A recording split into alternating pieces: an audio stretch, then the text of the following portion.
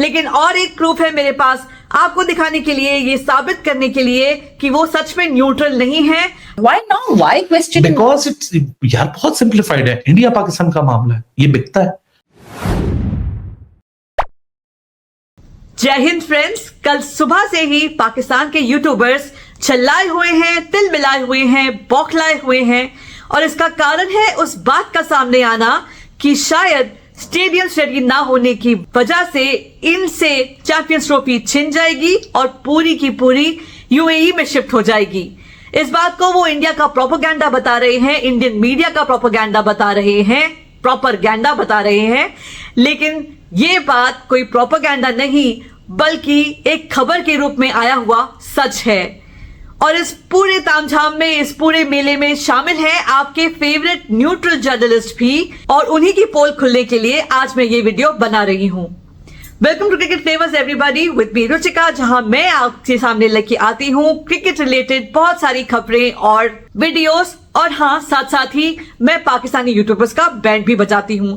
और आज इस सिलसिले में मैंने आपके सामने एक्सपोज करने के लिए चुना है सवेरा पाशा एंड कंपनी को। सवेरा पाशा बाकी यूट्यूबर्स की तरह ही कल से बहुत बौखलाए हुए हैं। उनके हस्बैंड भी इस बात पर बार बार वीडियोस बना रहे हैं कि इंडियन मीडिया उन्हें टारगेट करके प्रोपेगेंडा कर रहा है, यानी कि पाकिस्तान को टारगेट करके प्रोपेगेंडा कर रहा है कि स्टेडियम जो है वो तैयार नहीं है और इस कारण चैंपियंस ट्रॉफी शायद पूरी की पूरी मूव आउट हो जाएगी और यूएई में शिफ्ट हो जाएगी।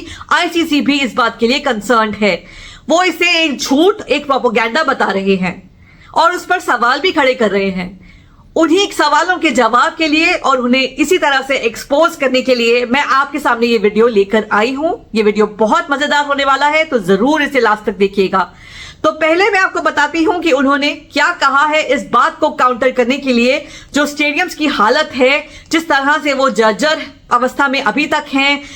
हर जगह खुदाई हुई है, कंस्ट्रक्शन पूरा हुआ नहीं है, पेंट पूरा नहीं हुआ है, वायरिंग वगैरह का भी कहीं काम नहीं हुआ है, ढांचा तैयार है पर बल्ब नहीं लगे जैसे कि फ्लड लाइट्स में, या एलईडी स्क्रीन नहीं लगा है। उसका वीडियो मैंने आपको अपने पिछले वीडियो में दिखाया था, उसके क्लिप्स दिखाए थे।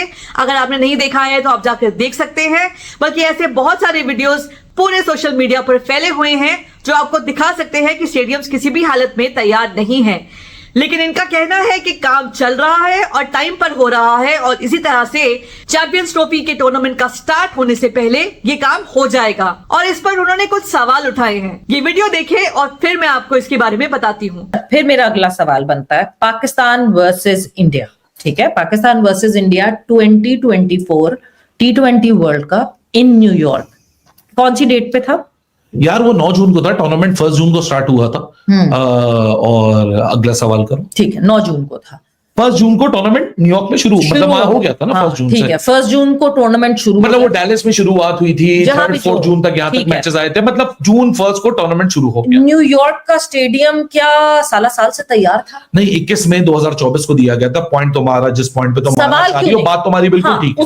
उस वक्त क्यों नहीं सवाल उठाया? देखो Savera, because it doesn't sell. New York का स्टेडियम, एक तो it was a stadium that was a disposable stadium, we all know that was a stadium full of containers और कंटेनर्स की बेसिस पे बनाया जा रहा था। That was a disposable structure जो कि जैसी वो स्पेल खत्म हुआ, वो लेग न्यूयॉर्क की खत्म हुई, अगले दिन से डिसमेंटल होना शुरू हो गया था ना। वहां पे ये सवाल उठा कि क्या वो तैयार हो जाएगा जब न्यूयॉर्क में मैचेस शुरू होंगे, तब क्या वो इतना फीजिबल होगा कि उसमें जी लोग जाएंगे, ये जाएंगे, उसका कोई ना टेस्ट हुआ, ना कुछ हुआ, कोई ये सवाल नहीं उठे थे। Why now? Why question? Because it's यार बहुत सिंप्लीफाइड है, इंडिया पाकिस्तान का मामला है, ये बिकता है। तो जैसा कि आपने देखा, सवेरा जी ये कह रही हैं कि नासाउ काउंटी का स्टेडियम भी तो तैयार नहीं था क्रिकेट मैचेस को होस्ट करने के लिए till a very short period of time. In fact वो स्टेडियम ऐसा था जिसने उससे पहले कभी कोई इंटरनेशनल मैच होस्ट भी नहीं किया था। ये बात तो सच है, लेकिन इनके इस क्वेश्चन को आंसर करने के लिए मैं कुछ फैक्ट्स आपके सामने लेकर आई हूं। पहली बात तो ये कि नासाउ काउंटी का स्टेडियम डिस्पोजेबल नहीं, मॉड्यूलर स्टेडियम था। मॉड्यूलर स्टेडियम जिसे फिट कर दिया गया। डिस्पोजेबल ऐसी चीज होती है जिसे यूज करके थ्रो किया जाए, लेकिन यहां जो चीजें स्टेडियम में यूज हुई थी इंक्लूडिंग द इंफ्रास्ट्रक्चर, वो सब रीयूज करने के लिए बाद में आगे भेज दिए गए थे। पहले डेक्कन क्रॉनिकल का ये आर्टिकल देखिए। डेक्कन क्रॉनिकल का ये आर्टिकल कहता है कि with just more than 100 days until the first World Cup warm-up game at the location on June 1, work on the site began on January 8th of this year. यानी कि 2024 के जनवरी 8 को काम शुरू हो चुका था इस मॉड्यूलर स्टेडियम का न्यूयॉर्क में। आगे ये आर्टिकल कहता है कि to plan the stadium, so work on the site began on January 8th with actual building beginning on February 18. To plan the stadium, Populous, a well-known architectural and design firm worldwide, was brought in. They were joined by two other companies, Arena Americas and Alchemy International, which supply the infrastructure for international athletic events such as the Olympics, FIFA World Cups, Formula 1 and PGA Golf। यानी कि इतने बड़े बड़े events को organise करने की experience है behind all these firms. ये आर्टिकल डेक्कन क्रॉनिकल बताता है कि किस तरह से ये नसाउ स्टेडियम एक मॉड्यूलर स्टेडियम था, डिस्पोजेबल नहीं, modular stadium. Modular stadium may be customized and assembled quickly and are mostly made of steel and aluminum, rather than the concrete structures found at typical cricket facilities.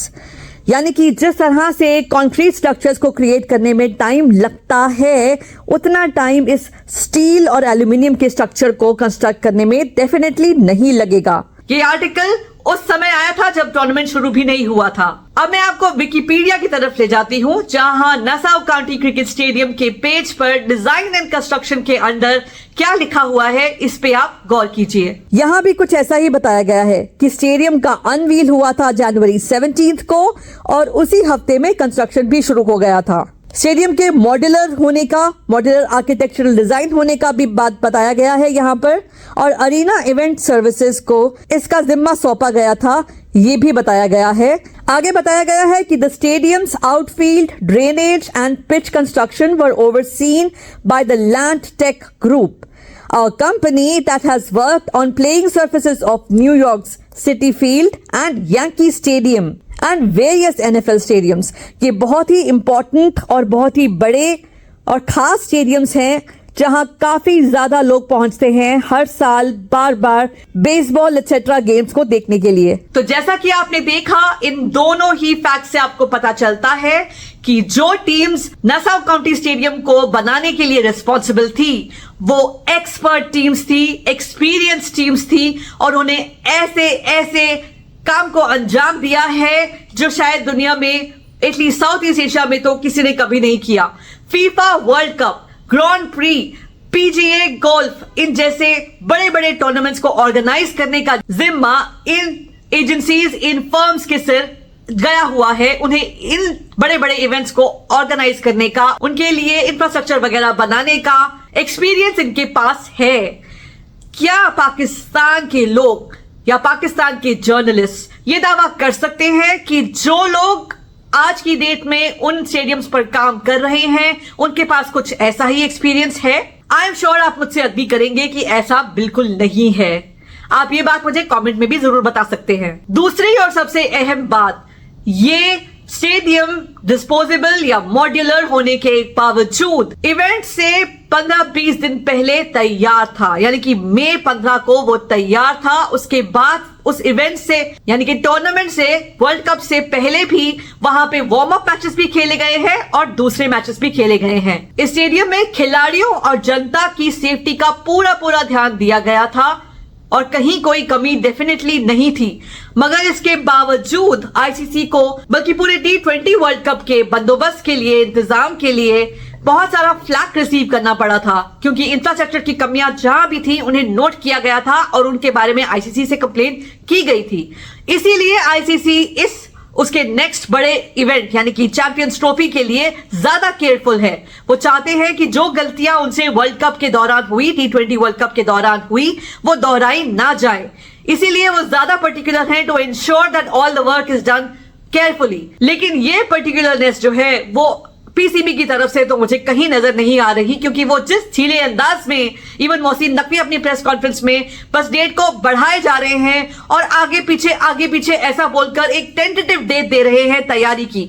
आपने उनके words में जरूर सुना होगा कि उन्होंने कहा था कि 25 तारीख का डेट है और आगे पीछे 2-4 दिन हो सकता है। इससे पता चलता है कि वो इतनी ज्यादा सीरियस नहीं है इस मामले को लेकर, और शायद यहां पर ये चीज रिस्पॉन्सिबल है कि उन्होंने आईसीसी इवेंट जैसा कोई बड़ा इवेंट बहुत सारे सालों में होस्ट ही नहीं किया, इसीलिए उनको अंदाजा ही नहीं है कि उनसे क्या एक्सपेक्टेड है और उसकी क्या डिमांड होती है। कल जो मैंने आपको वीडियो बताया था उसमें मैंने आपको दिखाया था कि ICC is particular about rooms that are chosen for dressing rooms etcetera. वो बिल्कुल कोई रैंडम रूम्स नहीं हो सकते, उनका एक सेट स्टैंडर्ड है जो मेंटेन करना होता है। लेकिन यहां तो पहले ये बात हो चुकी है कि जिस तरह का प्लान था इस स्टेडियम का और बाकी दोनों स्टेडियम्स का, कदाफी स्टेडियम में 4 फ्लोर्स बनने वाले थे, लेकिन यहां पे सिर्फ 2 फ्लोर्स ही बन रहे हैं इस वक्त।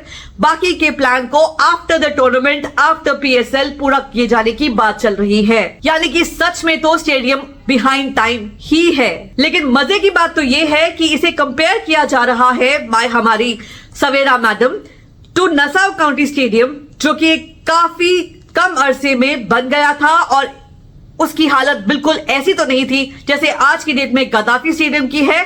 और रावलपिंडी और कराची स्टेडियम के बारे में तो बात ही नहीं कर सकते, क्योंकि वहां पे रेनोवेशन भी नहीं, सिर्फ रिफर्बिशमेंट होना था। जहां तक मैंने सुना है गद्दाफी स्टेडियम की निकाली हुई चेयर्स वहां जाकर लगाई गई हैं। अगर गद्दाफी स्टेडियम में नई चेयर्स लगने वाली हैं तो उनकी पुरानी चेयर्स वहां जो पहले से एग्जिस्टिंग चेयर्स थी वो कराची और रावलपिंडी में जाकर लग रही हैं। तो ऐसे में अपने इंतजामात को सिर्फ डिफेंड कर सकते हैं ये पाकिस्तानी यूट्यूबर्स, लेकिन ये इंडिया का प्रोपेगेंडा नहीं बल्कि एक सच है जिसका सामना उन्हें करना पड़ेगा। साउथ काउंटी के स्टेडियम के साथ कंपेयर कर सवेरा पाशा ने जो अपने स्टेडियम्स को डिफेंड किया है उससे तो साफ जाहिर होता है कि वो कितनी न्यूट्रल हैं। क्योंकि अगर वो सच में न्यूट्रल हैं तो क्यों नहीं ये सवाल उठाती अपने पीसीबी से, अपने पाकिस्तान के बोर्ड से, मोहसिन नकवी से कि क्यों नहीं स्टेडियम्स तैयार हो रहे, क्यों ये सच नहीं स्वीकार करती कि स्टेडियम्स की हालत खस्ता है और ये बात जरूर परेशानी की है कि वो रेडी नहीं हो रहे टाइम पर, और जरूर उस बात में भी कोई ना कोई सच्चाई है कि ना रेडी होने की सूरत में चैंपियंस ट्रॉफी पाकिस्तान से छिन सकती है और यूएई शिफ्ट हो सकती है। यही साबित हो जाती है इनकी न्यूट्रलिटी। लेकिन और एक प्रूफ है मेरे पास आपको दिखाने के लिए, ये साबित करने के लिए कि वो सच में न्यूट्रल नहीं है, ना आपके, ना हमारे, ना इंडियन टीम के सगे हैं जिनके ये गुण आए दिन गाते रहते हैं। अक्षर भाई कहते हैं, अली भाई आप ऑनेस्टली बताएं आप कहां चाहते हैं? यार बेसिकली मैं लाहौर में चाहता हूं। एक क्वेश्चन के आंसर में उन्होंने फटाफट से जो जवाब दिया था उससे एविडेंट है कि वो इंडियन टीम के सगे नहीं है और ना ही इंडिया के सगे हैं। वो नहीं चाहते कि इंडिया की टीम फाइनल में पहुंचे, वो अपने होस्ट कंट्री पाकिस्तान को फाइनल होस्ट करता हुआ देखना चाहते हैं, even though they know that Pakistan most likely will not even reach the semifinal और द फाइनल। सो ये था आपके सामने इन न्यूट्रल जर्नलिस्ट का सच। ये बात मैं आपसे बार बार कहती हूं कि इनमें से कोई भी आपका सगा नहीं है, कोई भी न्यूट्रल नहीं है और नॉलेजेबल भी बिल्कुल नहीं है। तो इन्हें अपने व्यूज देना तो बंद कीजिए ही, लेकिन मोर इंपॉर्टेंटली सुपर चैट्स वगैरह देना बिल्कुल बंद कर दीजिए। तो ये था आज का वीडियो। ऐसे और वीडियोस में लेकर आपके लिए लाती रहूंगी। ऐसे ही मैं इन यूट्यूबर्स की पोल खोलती रहूंगी। अगर आपको वीडियो पसंद आया तो इसे जरूर लाइक कीजिएगा। चैनल को सब्सक्राइब नहीं किया है तो प्लीज उसे सब्सक्राइब भी कीजिएगा। मुझे अपना सपोर्ट और अप्रिसिएशन प्लीज शो कीजिएगा। मैं आपकी अपनी इंडियन यूट्यूबर हूं और ऐसे वीडियोस लगातार आपके लिए लाती रहूंगी। So thank you for watching everybody. Have a great day. Bye bye.